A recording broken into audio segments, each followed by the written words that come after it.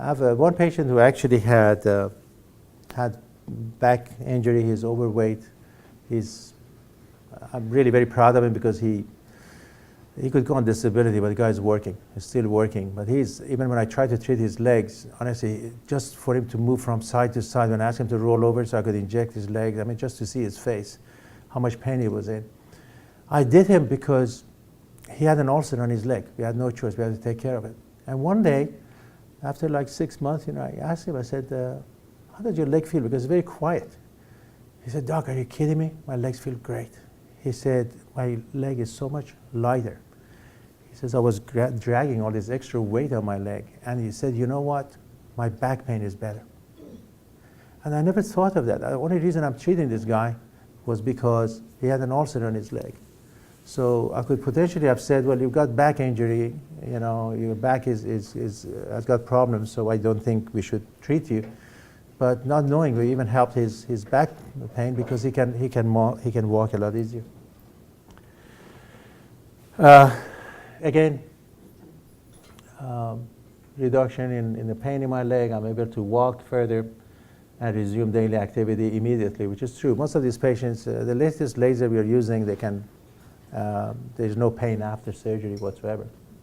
Normal activity and so on. I think I've got everybody convinced here that those symptoms that I was putting earlier on was not my own invention. I think these are not the invention of the textbooks. I just wish the textbook of surgery would pay more attention to venous disease, because they still, if you open any textbook of vascular surgery, there's like 500 pages on arterial disease and there are like 2 pages on venous disease, which is put a ono boot on and compression is stuck. Again, the daily activity, they can shop better and do more. Improvement from swelling, less swelling, swelling has subsided. Improvement from other techniques.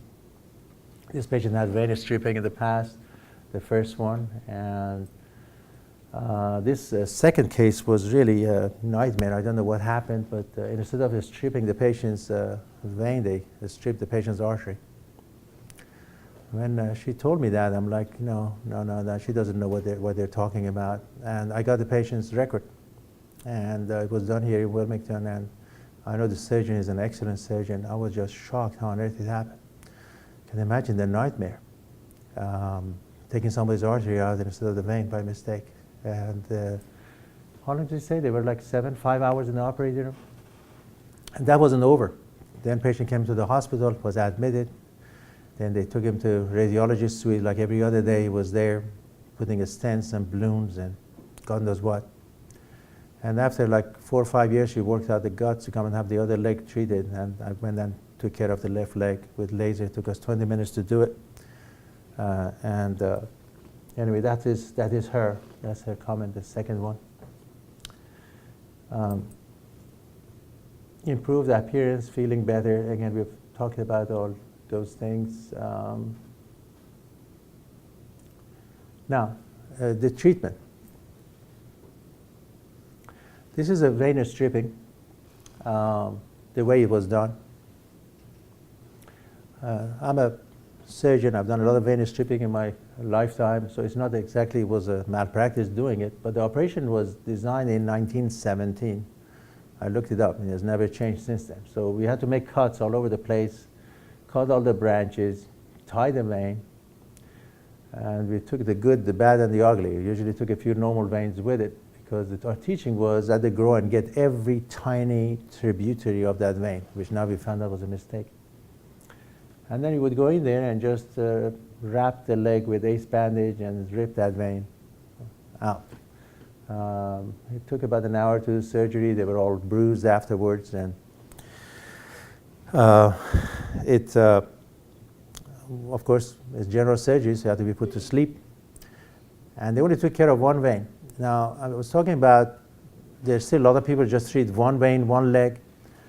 If you have an aneurysm in the brain, nobody just ties up one artery. It is like if you're at a traffic light and there's 5 different roads coming to that roundabout. Do you think if you stopped one of those roads, the traffic in the roundabout is going to stop? It doesn't. It doesn't. There's the other ones take over. So why did we do it for veins? I have no idea. Now, this is my own opinion. Other people still believe you take care of one vein, they're cured. I thought they would, but after 13 years, I've realized you leave one vein behind. It's a matter of time before you're coming back to treat them. And as nice as my patients are to me, they're also not very forgiving. I usually know when one of my nurses or one of the my mid-levels come over and say, okay, what's wrong? Well, Mrs. So-and-so is not happy. Why is that? Because you treated the leg, she's had all the injections, and she says, the veins are still there, or they've just come back, or they hurt more. And you go in there and get an ultrasound, and long behold, there's one other branch which is open and you have to treat. So this operation had 40% recurrence rate, only 60% success. And with laser is about 3%. This slide, John and I labeled it as a mutilation of venous stripping. This is one of my actual patients came in. Guess what? After all these cuts, they still have their veins. So patient came in to have laser ablation. And I got a measuring tape and measured all the battle scars. And you can see that very well, I'm sure. So, you've got this here, there's there, here. Got 1, 2, 3, 4. And this is not all of it, by the way. And when we measure this, about 5 centimeters, that's almost 2.5 inches, almost 2 inches. And in the end, the patient had the vein anyway. This operation was done in 1963, 64. It's what we call a trapdoor. I didn't even know they would do something like this. They basically cut this, lifted the skin and the underlying fat and the vein, tied up everything, and then stitched it back again. So you've got this square thing, and guess what you've got in the middle? The vein is still there, okay? So we went ahead and treated this patient with laser. This is another one. I didn't actually measure this, and this is probably almost 3-4 inches at the groin. This is a patient that I treated. A patient has had venous stripping. I don't know if you see the battleless marks here. There's scars all over the place. She's already had venous stripping. And we went ahead and laser. This is before, middle, and this is after.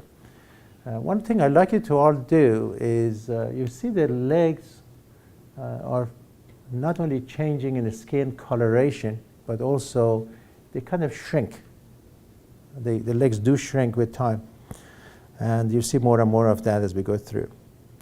I think you can all see the battles scars here, right? 1, 2, 3, the same patient. Okay, this is where the vein, this is before, this is after. The reason why you can see the battle marks more is because the veins are gone. But this is again, same patient, different angle. This is before and after.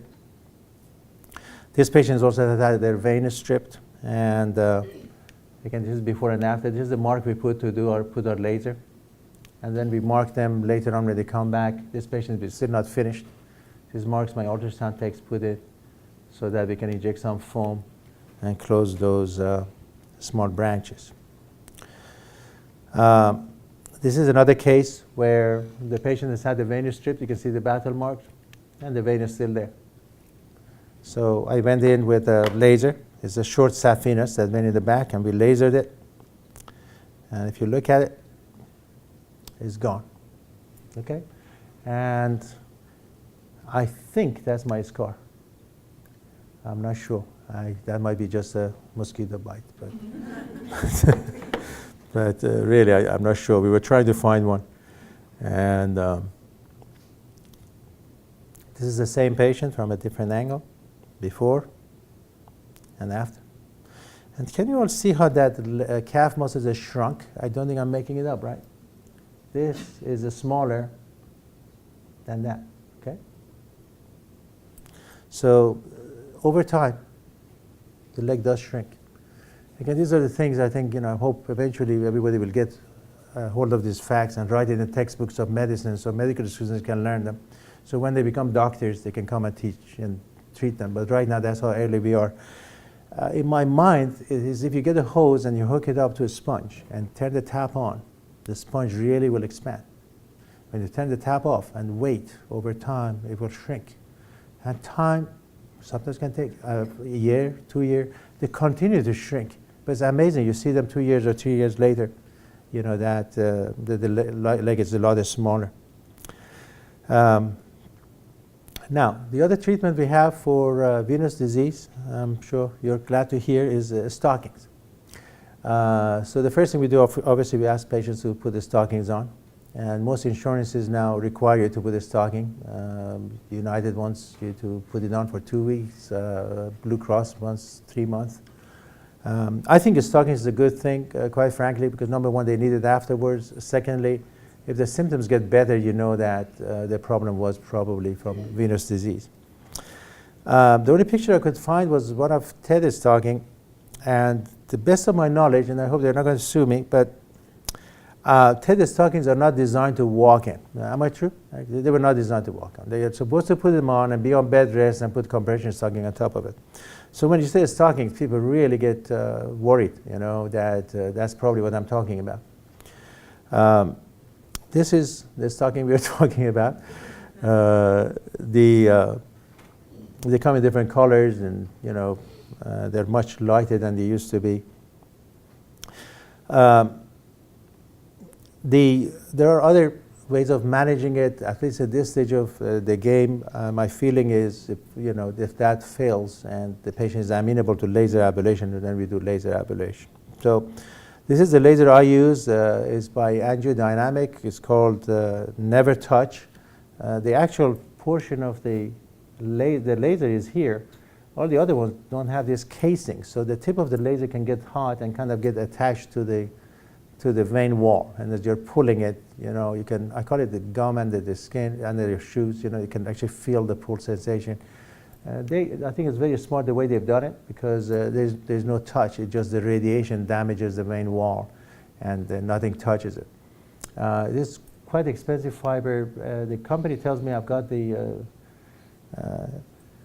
largest experience with it I thought it was in the nation, they say in the world, because we got it as soon as they came out. The other nice thing about it is there's no sheet. This is just about the size of a tip of a pencil. So I just put an IV in the varicose vein, and this goes right into it, and it works really great. I think the reason why I got it is Ms. Sandra can tell you I've got a very expensive taste, and if it's good, I want it. And believe me, we get paid enough by our patients. Do the best you can for them, and if they're disposable, get rid of them. I'm sure we can sterilize things, but I don't like to sterilize anything. I don't have to sterilize. Just throw them, start fresh every time.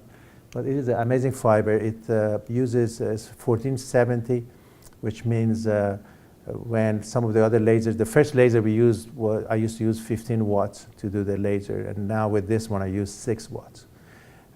We used to have literally patients who could almost taste something burning. With this, there's no taste, there's no smell.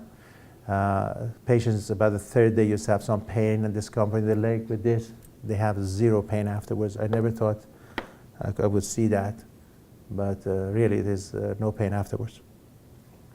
This is how the laser works. You put it right to the This is a deep vein, by the way. That's a good system. But this is a long saphenous vein. We put the laser up here. As you pull it, the vein behind it closes, just almost like a Ziploc. This is my incision.